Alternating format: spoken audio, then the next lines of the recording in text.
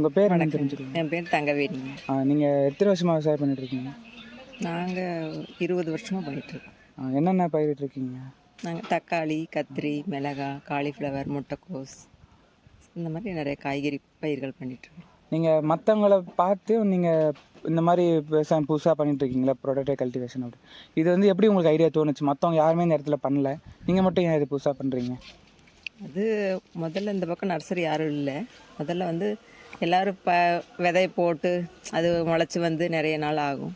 இப்போ நம்ம இந்த மாதிரி நாற்று பண்ண போட்டோம்னா அவங்க எடுத்துகிட்டு போய் அப்படியே ரெடிமேடாக எடுத்துகிட்டு போய் விவசாயிகள் நடுறதுக்கு ஈஸியாக இருக்கும்ல. நம்மளுக்கும் தொழில் நடக்கும், அவங்களுக்கும். இது யார் மூலியமாக உங்களுக்கு இந்த மாதிரிலாம்? அது என் ஹஸ்பண்டு சார். ஆமாம் ஆமாம். சரி, இது இதில் உங்களுக்கு வந்து அக்ரியாக இருக்கார். அதனால அவர் ஜாப் கிடைக்கிறதுக்கு முன்னாடியே நாங்கள் இந்த தொழில் ஆரம்பிச்சது. அவர் சரி நம்ம அதுக்கு முன்னாடி நம்ம இதை ஆரம்பிக்கலான்னு சொல்லி, அவர் அப்போ கவர்மெண்ட் ஜாப் இல்லை. அப்போ வந்து சரி நம்ம வேலை கிடைக்கிற வரைக்கும் இந்த சொந்த தொழிலாக பண்ணிகிட்ருக்கலான்னு சொல்லி ஆரம்பித்தது தான். அவர் ஜாப் கிடைச்சதுக்கப்புறம் அப்புறம் அவர் பார்க்குறாரு, இது நாங்கள் பார்த்துக்கிறோம். முதல்ல அவர் ஆரம்பித்தது தான். நீங்கள் என்னென்ன பிரச்சனைலாம் இதில் பார்த்து பேஸ் பண்ணிட்டு இருக்கீங்க தெரிஞ்சுக்கலாமா?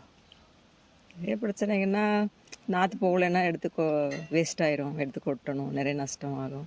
இது உங்களுக்கு லாபமாக இருக்குங்களா எப்படி? சில நேரத்தில் லாபம் இருக்கும், சில நேரத்தில் நிறைய நஷ்டமும் ஆகும். எல்லாத்தையும் எதிர்கொள்கிறது தான். நஷ்டமாக இருக்கும்போது என்ன பண்ணுவீங்க? இப்போ நஷ்டமாயிடுச்சுன்னா? நஷ்டமாயிடுச்சு போட்ட காசு எடுக்க முடியல, எடுக்க முடியாது. அதுக்கு நம்ம ஒன்றும் பண்ண முடியாது. எடுத்து கொட்டிட்டு அப்புறம் அடுத்து நம்ம அதுக்காக சோர்ந்து போயிடக்கூடாது. மறுபடியும் நம்ம சரி மறுபடியும் அடுத்த தடவை விற்கும் அப்படின்ற ஒரு நம்பிக்கையில் மறுபடியும் நாற்று போட்டு வைக்கிறது தான். அதுக்காக ஐயோ இந்த தடவை நஷ்டமாயிடுச்சு அப்படின்னு போய் சோர்ந்து போய் உட்காரக்கூடாது. நம்ம மறுபடியும் முயற்சி பண்ணி இப்போ அடுத்த தடவை நமக்கு வரும் அப்படின்ற ஒரு நம்பிக்கையில் செஞ்சுட்டே இருக்கிறது. இப்போது இதெல்லாம் வந்து உங்களுக்கு சார் சொல்லி தான் எல்லாமே உங்களுக்கு தெரிஞ்சது? ஆமாம். இது இப்போ இதுக்கு மேலே வரக்கூடிய விவசாயங்கள்லாம் இந்த மாதிரி பண்ணலான்னா நீங்கள் ஒத்துப்பீங்களா, இல்லை பழைய முறைக்கே பயன்படுத்தலாமா? உங்களோட கருத்து என்ன? எப்படி நீங்கள் புதுசாக இப்போ நீங்கள் பண்ணிகிட்ருக்கீங்களா, இந்த மாதிரியே பயன்படுத்தலாமா, இல்லைனா நம்ம பழைய முறையே நார்மலான புதுசாக இல்லையா? இதெல்லாம் பழைய முறை தானே. அது இது யாருமே அந்தளவுக்கு இந்த பண்ண போட்டது அது சொல்கிறீங்களா? அது உங்களுக்கு எப்படி ஐடியா? இதே மாதிரி பண்ணலாங்களா, இல்லை பழைய முறையை பயன்படுத்துவாங்களா? எல்லாரும் வந்து இப்போ இதுக்கு தான் மாறிட்டாங்க. இன்னும் யாரும் பழைய முறை பண்ணுறதில்ல. எல்லாருமே வந்து இப்போ பண்ணுறது இல்லைங்க. எல்லாமே எடுத்து நடுறதுக்கு தான் பார்க்குறாங்க வழியா. பழைய முறைக்கு யாரும் போகிறதில்ல. அப்படியே போனாலும் இந்த நாட்டு கத்திரி மட்டும்தான் அந்த மாதிரி செய்கிறாங்க.